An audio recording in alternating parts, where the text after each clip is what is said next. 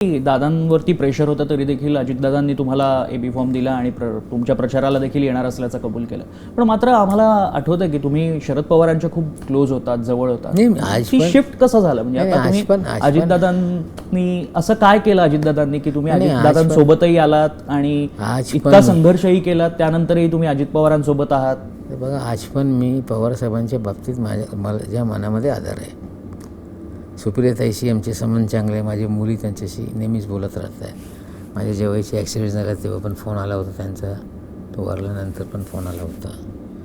पण ज्या ताकदीने दादा आमच्यासोबत उभं राहिले त्या काळामध्ये म्हणजे इतर नेते तसे दिसले नाही. म्हणजे तुमच्या पक्षातले एकसंध राष्ट्रवादीतले कोण होते? म्हणजे ईद आली, दिवाळी म्हणजे सण असताना कोणी आमच्या घरी कधी आला नाही ना, कोणी विचारलंच नाही. तुम्हाला एकटं पाडलं? हो, जेव्हा हे झाल्या बेल झाल्यानंतर लोक दिसू लागले सत्य परिस्थिती आहे. पण दादा माझ्या मुलींना जे काही ते मदत करत होते, काही गोष्टी बोलण्यासारखं नाही येते.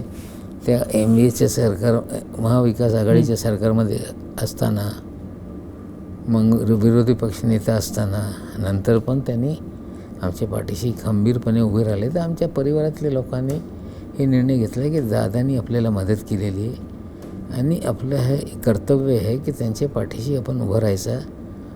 राजकारणात हार म्हणजे आपण हार जीत होत असते, पण दादाला सोडले तर त्यांच्या मनात येईल की बाबा यांना किती मदत केली तर हे लोक सोडून जात आहे.